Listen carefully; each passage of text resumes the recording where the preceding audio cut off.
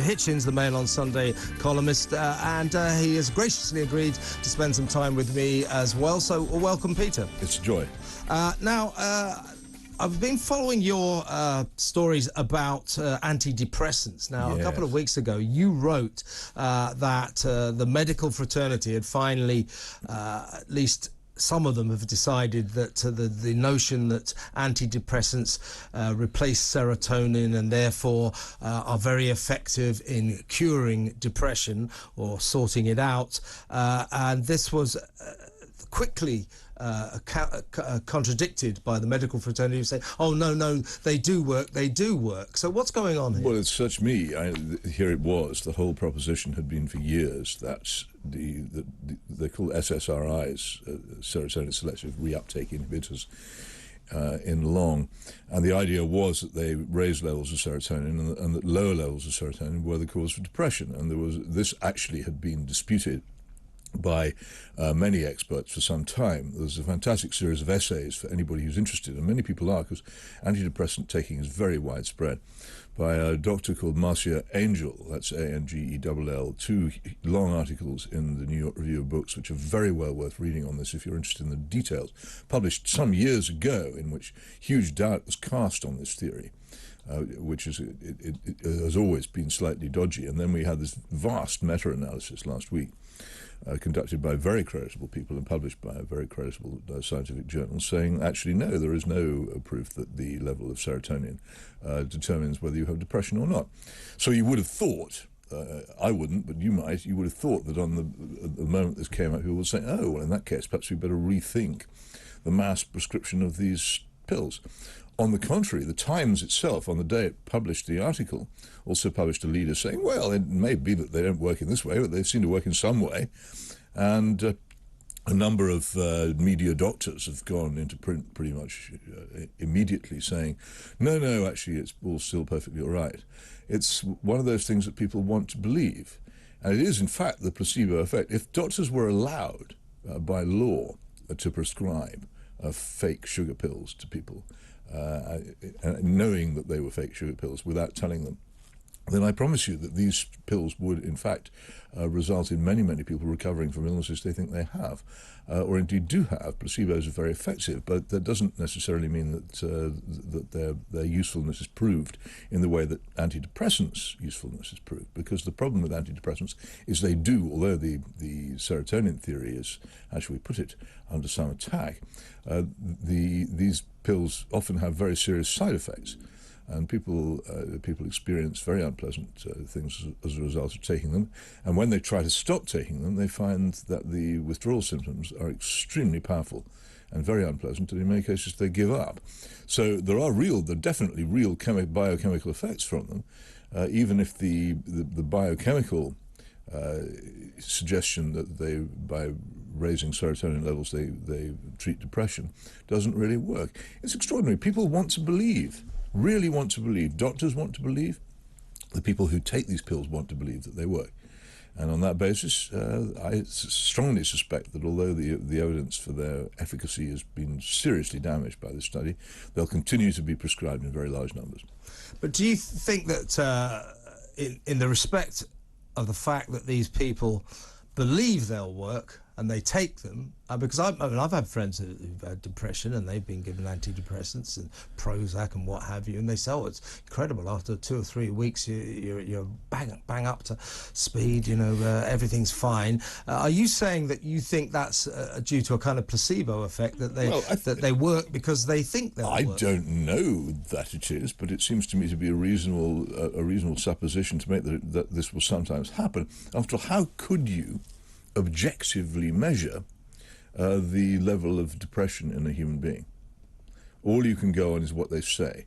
People go to a doctor gives them a pill, they take the pill, they believe they feel better. So to some extent the job is done. Though actually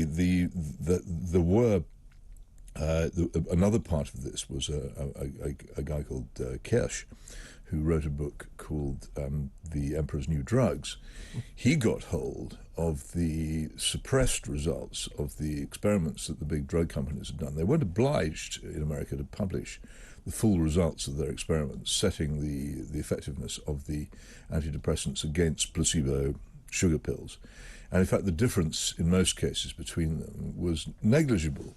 But these results had been suppressed and not published. He got them through freedom of information. And the book is fascinating about both the fact that he had to do this and what it revealed.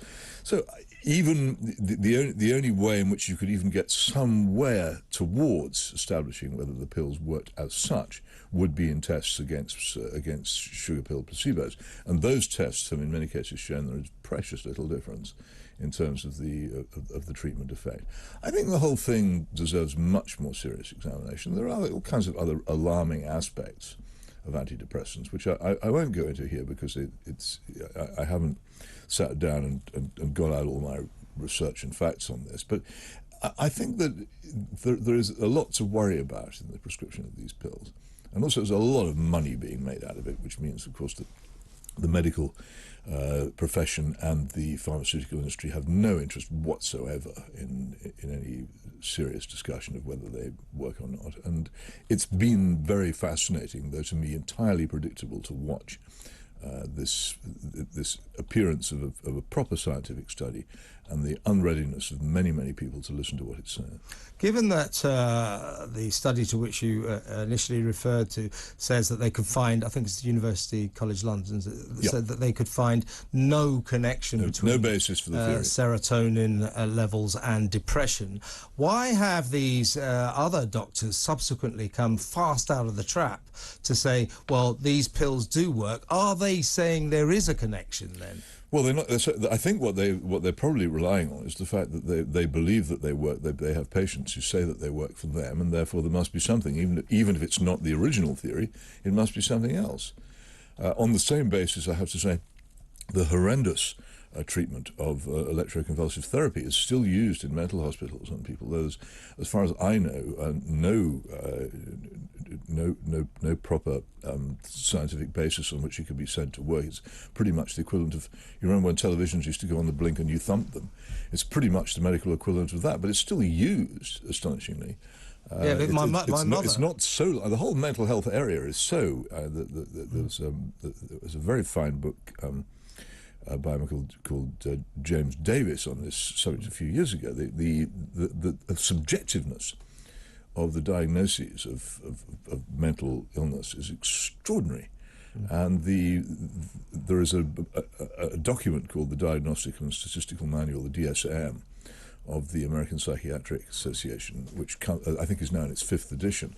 And if that decides that such and such a drug is useful, then it can be prescribed on insurance schemes in the United States, and therefore it becomes marketable.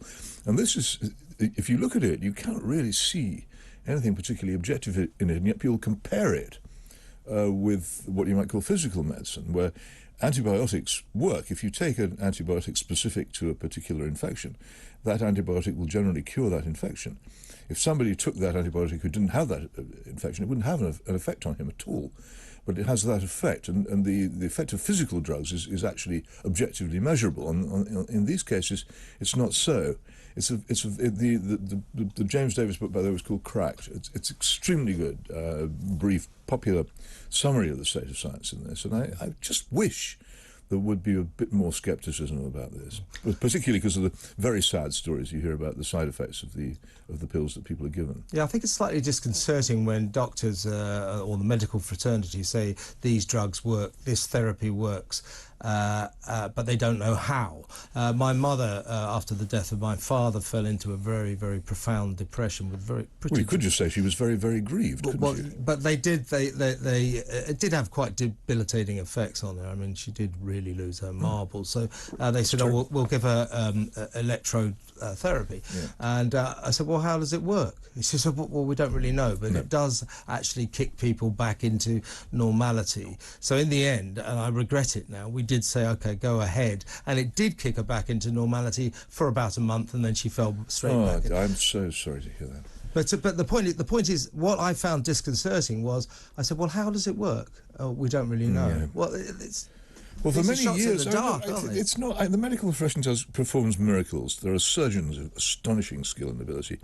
There are people who produce medicines, but the discovery of antibiotics remains one of the great moments in human history, and I admire it. But we mustn't just let our guard drop and just accept everything we're told. The man who invented the prefrontal lobotomy was given a Nobel Prize for medicine. And this is now regarded with absolute horror. Barbiturates were once very widely prescribed. You wouldn't get a doctor prescribed them to anybody now. They're considered quite dangerous. And when the amphetamines to people to lose weight. Amphetamines are prescribed to children in the United States for supposed... no, Ritalin is not an amphetamine. The one that's an amphetamine is Adderall. Okay. Ritalin is very like an amphetamine, but I'm sorry, I'm tedious about this, but you have to be careful. Get these things right. It's not actually an amphetamine, but it's very like one. But the one that's widely used in the USA, Adderall, is actually an amphetamine. Extraordinary. We will go into your column yesterday, the fake equality that defends anything but the right to family life. Actually, we've got a minute or so before the break. Explain what you were saying yesterday. Well, the great achievement of third-wave feminism has been to say to women that they're not fulfilled human beings unless they go out to work for a salary or a wage.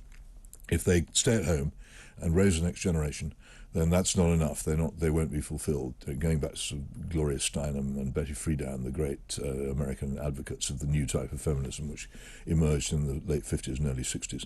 This is what people believe, and governments and indeed business have accepted this on such a scale that the thing which was normal in my childhood, I don't know about yours, but was that in as many families as people could manage it, one parent stayed at home and looked after the children and one went out to work, has now been virtually abolished, is almost impossible unless you're very rich, and is punished by the tax and benefit system. Yeah, works well in my family, I'll tell you. Peter, just before the break, we started to talk about what you might call traditional British family life that used to exist during our childhoods. I had such a childhood. My dad went out to work, my mum looked after the kids, and I have to say it was a happy home. Why did we abandon this system? Well, as I say, I think it has to be put down to the militant feminists particularly of the United States in the 50s and 60s, and say Gloria Steinem and Betty Friedan were the most prominent, and their attitude was very much that women were suppressed and oppressed by staying at home and raising children, and that they could not be fulfilled unless they went out to work. Now, gosh, how this suited big business, which got a fantastic new workforce of enthusiastic people who wanted to be at work, and of course the government, which got a whole new source of taxation. And really it got going in a big way in the 70s and 80s. Huge numbers of women were conscripted into the labour force. And the thing is that if you want to bring up children in the old-fashioned way, you get absolutely no help and only kicks and no halfpence from the government.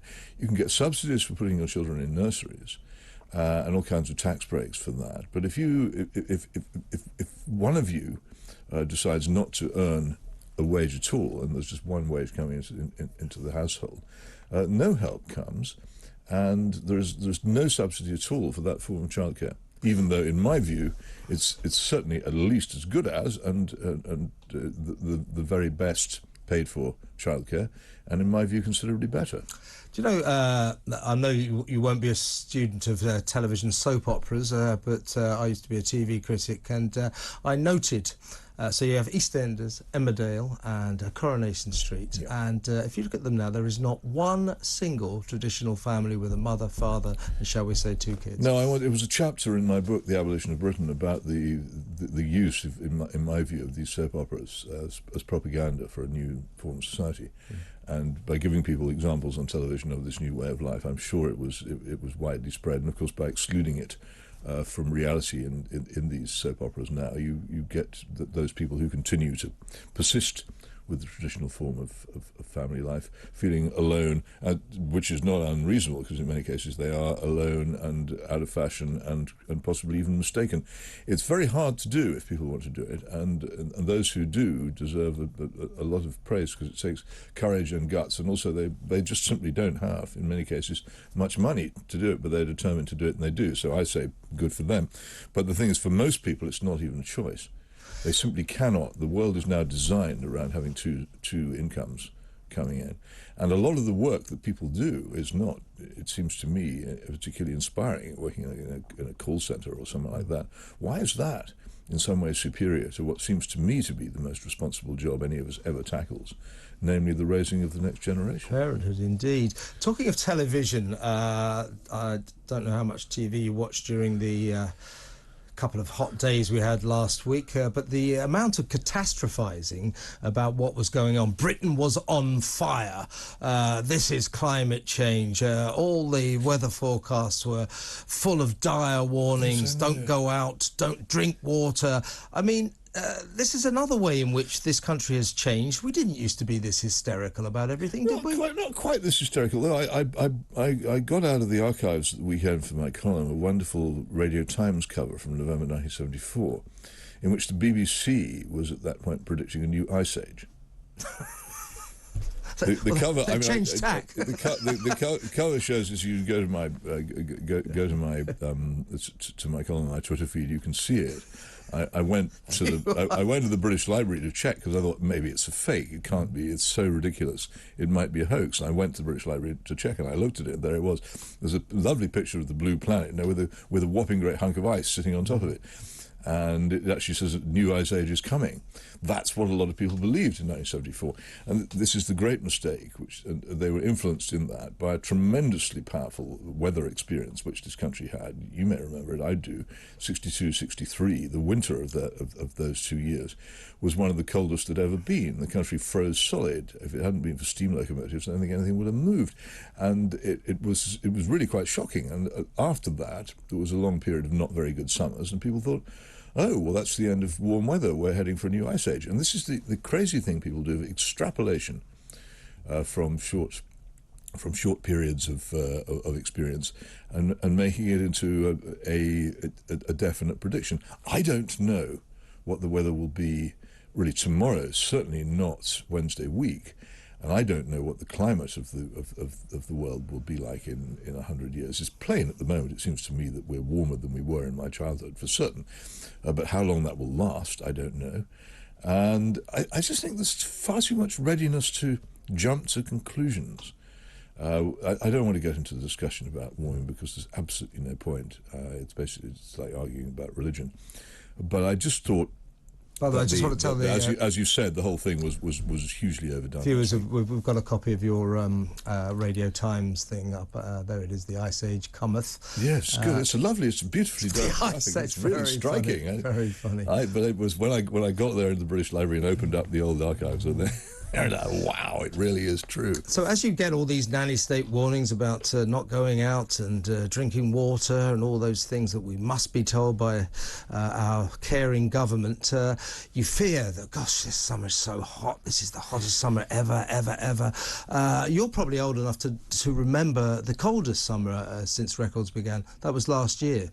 Well, I mean, see what I mean? I am old enough, yeah, and that too. Right? It is whatever the truth may be. It's not responsible to assume that events of this kind decide the question.